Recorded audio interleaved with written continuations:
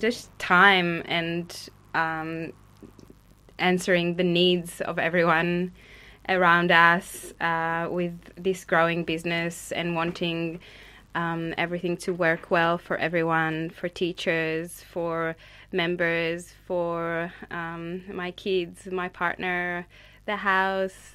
So just time and time management, I guess, for me personally, being a bit of a perfectionist, could help a few more hours in the day.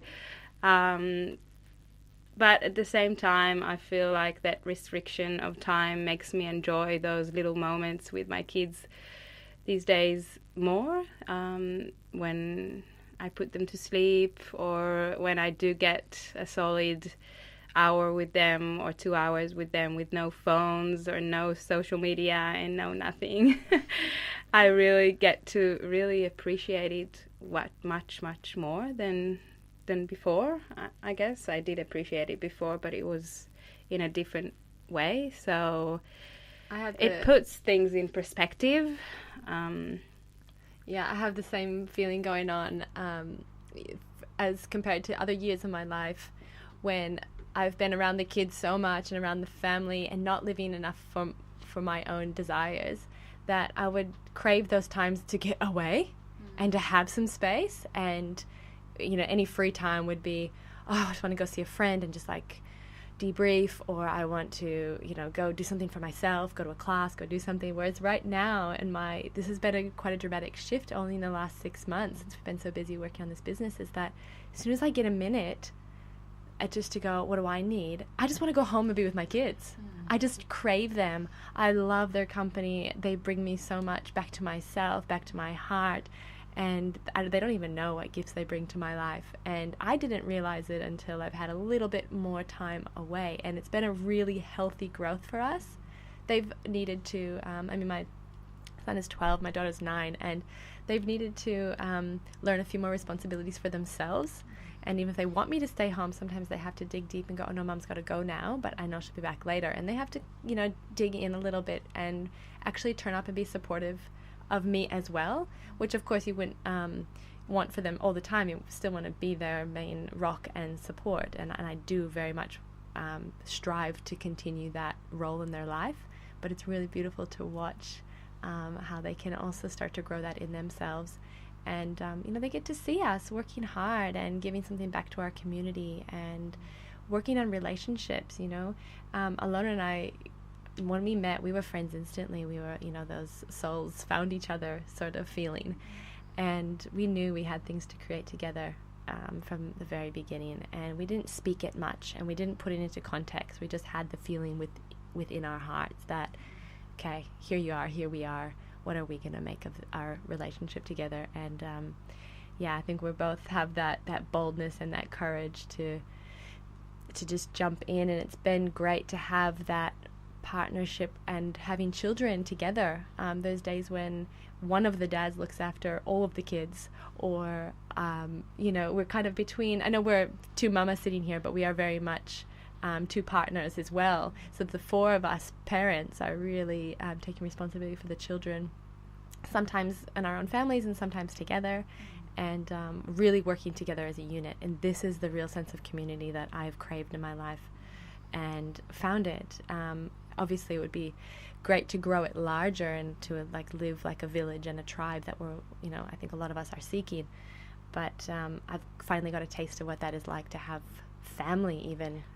Just down the road, whereas exactly being an immigrant, being an immigrant, I don't have that. The family that you kind of create for yourself, because we're both immigrants, and we don't have our close families here, and so being in partnership, in a business partnership, didn't mean to us only business, because we come with families and we come with full lives, and each of us has different things that they're interested in doing outside of this business. So it's a whole family thing. It's a whole unit that supports each other. And the kids, our girls go to the same class in the same school, and I have a little one that she's only 2.5, and it's been a big learning process for me of how to learn to balance with giving and taking. So yeah, I think the family is a really big word for me here. It's like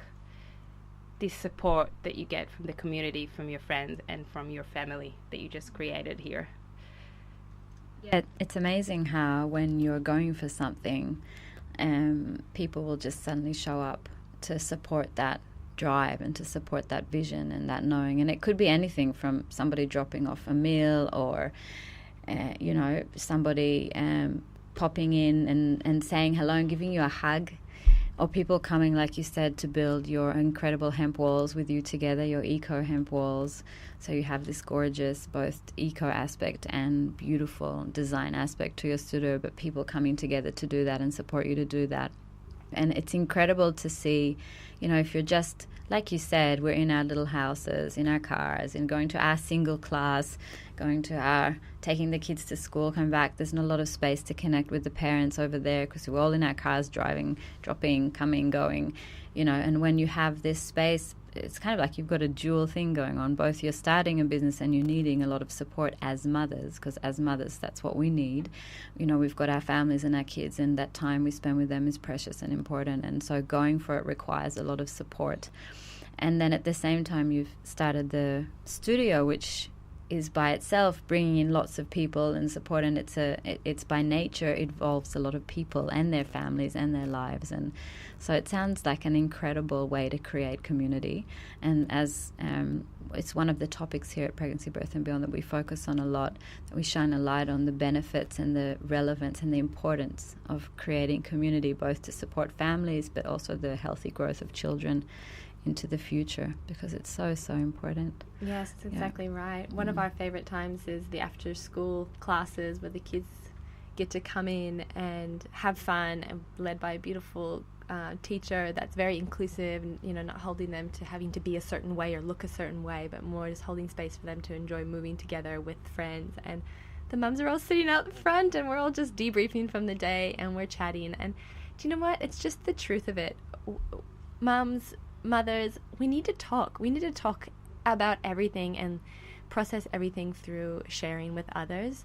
And even Alona and I, before we get down to business and have a meeting and make decisions and organize budgets, we first spend a good chunk of time filling each other in on everything, sharing our hearts, how our feelings are going, what's happening for us on a personal level, what's really difficult, and so often having a cry before we even move on, and then a laugh usually, and big hugs, and then we can get on with business. And I know that that can be frustrating for some of the men in our lives who are very good at just getting down to business. And so in the past it's been a bit difficult to work with men in business because we operate so differently. So this has been gorgeous to be able to just lean into each other and support each other at all levels, and then get on with business at the same time. Yeah. I absolutely love that. I think that's a really key and important message to women and mothers out there, and to their families, friends and community members, colleagues, that we do operate differently, and, you know, we're getting to the goal just in a different way. We're taking a different route. We love to smell the flowers along the way. You know, we might go in a roundabout kind of way, or we operate in a circular way rather than a very direct line. But it doesn't mean the result is any less effective or gorgeous or valuable. That's right. Yeah. And we know how to call that energy in when we need it, and we're so fortunate to have you know, our partners and friends and other men in our community that we know we can call to and say, we just need someone with a clear mind that can just go in and get something done. I'm too vulnerable right now, or I'm at my limit, or we're actually becoming really good at just saying that, okay, the feminine right now needs to go and have a process, but something needs to get done, so I'm going to reach out, I'm just going to call on that man or that person, or it's not even a man, just that energy, that masculine energy to come in and get that thing done or meet that goal. Yeah. And so many times that masculine energy needed to come from us in the last few months. Yeah, which so is that's been a challenge as well. Yeah, looking at challenges, because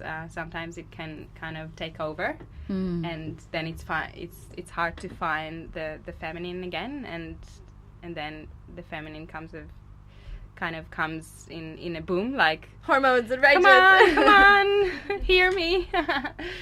But it's part of the learning, and I think we both feel the growing in that, just recognizing the balance of the masculine and feminine, and we have both.